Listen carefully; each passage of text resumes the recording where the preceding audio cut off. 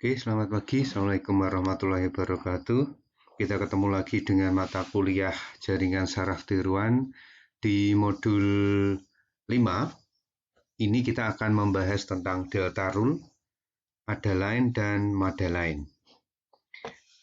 Apa itu delta rule? Jadi, delta rule itu adalah sebuah metode pembelajaran.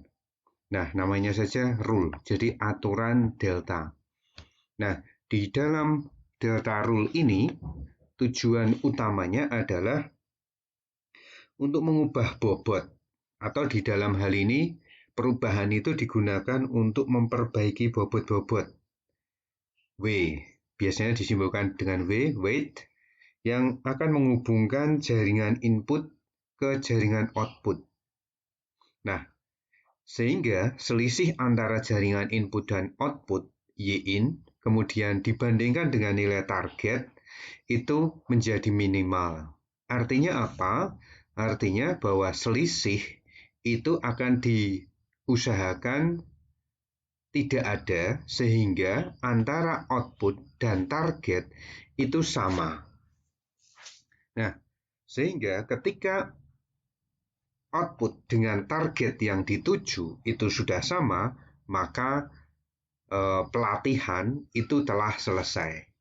Ingat, di dalam jaringan saraf tiruan, langkah yang paling awal itu adalah membuat pelatihan. Kenapa? Di dalam algoritma yang paling sederhana di dalam jaringan saraf tiruan, jaringan yang terlatih, kita melatih jaringan, melatih prosesnya, sehingga ketika kita memberikan sebuah testing, maka testing yang kita masukkan bisa ketemu berdasarkan pelatihan-pelatihan yang telah kita lakukan sebelumnya. Berapa banyak pelatihan itu tergantung masing-masing algoritma. Di dalam model delta rule ini, terutama di dalam Adaline, contoh ini, di dalam Adaline ini kita melihat bahwa hanya terdiri dari satu lapisan, yaitu input, kemudian akan muncul Y-in, di mana Y-in akan dijadikan sebagai fungsi output. Y-in ini perhitungan antara input Xi, kemudian bobot Wi, kemudian bias. Kemudian akan dihitung sesuai dengan algoritmanya. Nah, kalau kita melihat Adaline ini, maka kita bisa melihat bahwa ini adalah sebuah jaringan saraf tiruan single layer. Jadi, hanya ada input, kemudian dihitung menjadi sebuah output. Itu saja. Di tengah-tengah itu tidak ada lapisan tersembunyi, hanya input dan output. Nah, secara sederhana, algoritma Adaline kalau dengan menggunakan satu input, maka hampir sama dengan jaringan Hebbian satu layer, satu lapisan, hampir sama juga dengan perseptron kemarin, satu lapisan juga. Nah, cuman di dalam Adaline ini juga bisa digunakan beberapa Adaline yang terhubung antara satu dengan yang lain. Contohnya ini. Ada beberapa output di dalam Adaline. Nah, sehingga ketika kita menggunakan beberapa output, tidak hanya satu output, maka kita akan menggunakan itu sebagai sebuah yang namanya Madeline, many Adaline. Nah, kita lihat di awal dulu, Adaline itu adaptive linear neuron, itu dicetuskan oleh Widro dan Hoff tahun 1960. Sangat lama, karena jaringan saraf tiruan itu sudah dipelajari cukup lama. Nah, adalan ini adalah unit tunggal neuron yang menerima input dari beberapa unit. Inputnya ada beberapa.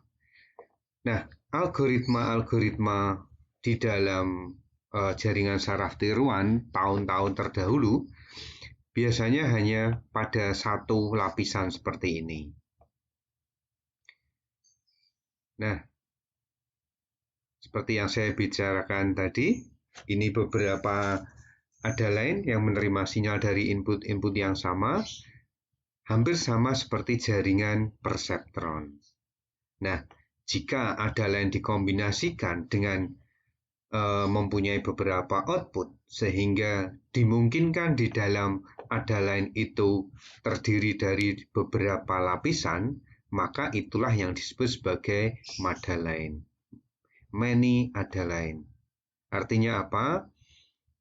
Many adaline atau madalain itu adalah kombinasi beberapa adaline. Beberapa itu berarti misalnya minimal 2. Mau banyak juga bisa, tetapi dengan begitu maka nanti akan muncul kerumitannya. Kerumitannya di mana? Kerumitannya adalah pada hidden layer-nya, lapisan tersembunyinya yang akan menghitung gabungan dari beberapa adaline. Oke. Algoritma adaline langkah ke-0 itu inisialisasi bobot. Biasanya nilai acak yang kecil. Kecil itu seberapa? Kecil itu karena nilai-nilai di sini antara 0 sampai 1. Tapi biasanya nilai-nilai itu di bawah 0,5. Semakin kecil nilai yang diberikan, maka akan semakin rinci di dalam dia menghitung epochnya nanti. Semakin besar nilai yang diberikan, mendekati 1, maka biasanya semakin tidak rinci. Walaupun epochnya semakin kecil. Maksudnya epochnya tidak terlalu banyak, tetapi kerugiannya adalah tidak teliti. Kalau nilainya sangat kecil atau terlalu kecil, maka epochnya sangat banyak. Kita harus menghitung sangat banyak. Tetapi dengan nilai yang kecil dan epoch yang cukup banyak, maka keuntungannya adalah semakin teliti. Kenapa kita menggunakan cukup kecil? Cukup kecil itu artinya tidak terlalu besar, tapi juga tidak terlalu kecil. Kira-kira digunakan supaya epochnya tidak terlalu banyak, tapi ketelitiannya terjaga. Nah, kemudian kita melakukan setting terhadap learning rate, nilai pembelajaran alfa. Kemudian selama nanti kondisi berhenti bernilai salah, tidak salah itu artinya bahwa output tidak sesuai dengan target, maka dilakukan langkah kedua sampai langkah ke-6. Untuk setiap pasangan pola pelatihan bipolar, ya, nanti kita akan menggunakan bipolar, maka kerjakan langkah 3 sampai 5. Langkah 3 itu apa? Set aktivasi unit input. Hampir sama dengan perseptron kemarin, aktivasi input selalu XI sama dengan SI.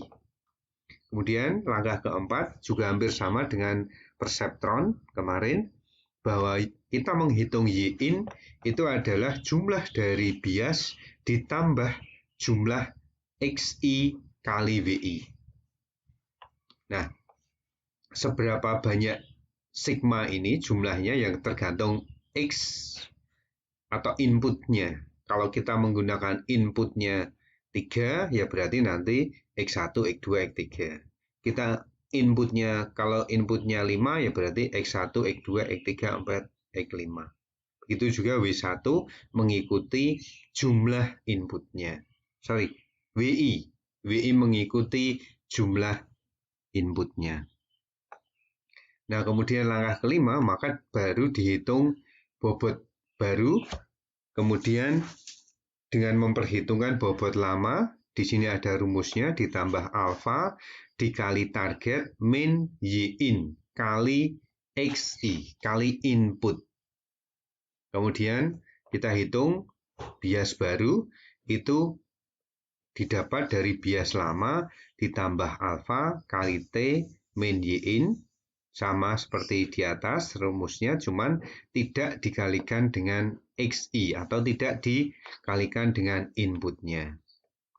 Nah, kemudian langkah ke-6, tes kondisi berhenti. Kenapa hanya sampai tes ke-6? Ya karena kita hanya menghitung satu layer ini. Nah, satu layer pun nanti jika ada perubahan bobot, di mana bobot tertinggi pada langkah kedua nilainya lebih kecil dari toleransi, maka dihentikan. Nah, toleransi itu seberapa besar? Toleransi itu usahakan dalam nilai yang kecil, 5% misalnya. Artinya apa?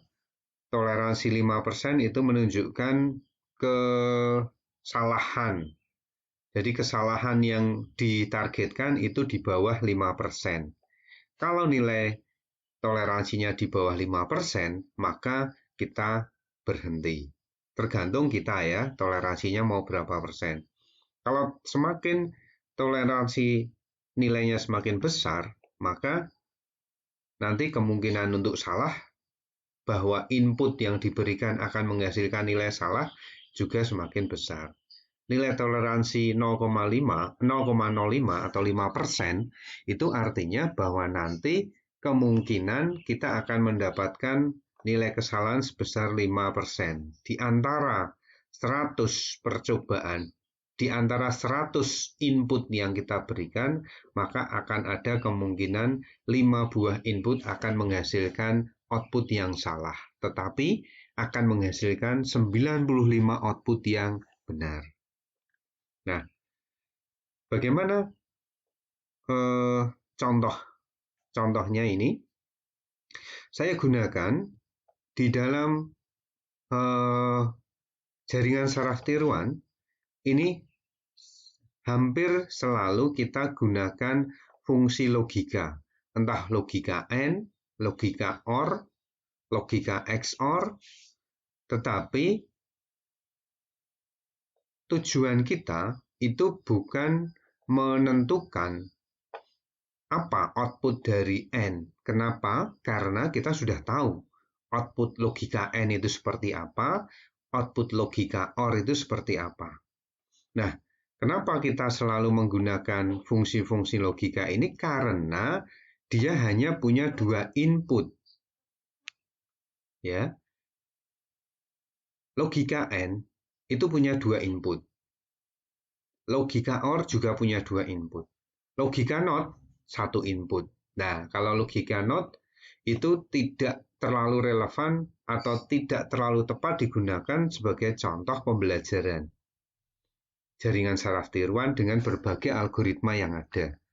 Nah, kalau logika AND ini cukup. Kenapa? Karena dia inputnya lebih dari 1. Kalau NOT inputnya hanya 1. Sedangkan di sini inputnya lebih dari 1. Ada 2. Artinya kita bisa menggunakan itu untuk layer tunggal maupun layer yang lebih banyak. Nah, dengan menggunakan input yang lebih dari 1, tapi tidak terlalu banyak kombinasinya, ini coba kita lihat, kalau inputnya ada 2, maka akan ada 4 kombinasi input ini. Nah, di dalam dunia nyata, jaringan saraf tiruan itu inputnya bisa banyak. Tetapi, kalau inputnya terlalu banyak, epoch yang harus kita hitung juga cukup banyak. Nah, kenapa kita selalu menggunakan fungsi logika? Karena kita hanya punya 4 kombinasi ini. 4 kombinasi ini kalau kita hitung dengan epoch-epoch yang detail, maka epochnya pun cukup banyak, sudah cukup banyak. Kemarin kita menggunakan perseptron single layer saja, dengan 2 input, kita harus menghitung 10 epoch. Artinya apa? 10 kali perhitungan untuk semua input yang terlibat. Jadi kita akan menghitung 4 input kali 10 epoch, berarti 40 kali perhitungan. Coba bayangkan bahwa dengan hanya 4 kombinasi input saja, kita harus menghitung sebanyak 40 kali perkalian. Jadi 4 input dengan 10 perulangan, 10 iterasi, jadi 40 perhitungan. Bagaimana kalau kita mencontohkan yang lain? Misalnya begini, kita mencontohkan kita akan mengenali sebuah benda misalnya, foto misalnya. Katakanlah kita akan mengenali mouse. Mouse itu, untuk bisa mengenali mouse itu bisa difoto dari berbagai posisi. Dari atas, kiri, kanan, bawah, samping, kanan, samping, kiri, miring, kanan, miring, kiri. Ada puluhan, bahkan ratusan posisi sebuah mouse. Maka kita akan membuat ratusan pelatihan itu juga, di mana ratusan pelatihan itu akan menghasilkan atau mengharuskan kita menghitung epoch dari ratusan itu. Maka berapa epoch yang digunakan? Ribuan. Maka kenapa harus ribuan? Karena mouse itu bisa difoto dari atau bisa dilihat dari berbagai sisi, sudut maupun arah. Sehingga kita butuh ratusan pelatihan untuk menggunakan itu. Maka kita gunakan saja logika AND, OR, XOR gitu, yang inputnya hanya 4 kombinasinya, tetapi epochnya pun sudah cukup banyak. Nah, ini hanya perhitungannya. Karena satu layer tidak terlalu sulit, nanti kita akan menghitung yang model lain yang cukup rumit dengan beberapa input dan hidden layer. Ini bagian 1, nanti kita lanjut ke bagian yang kedua.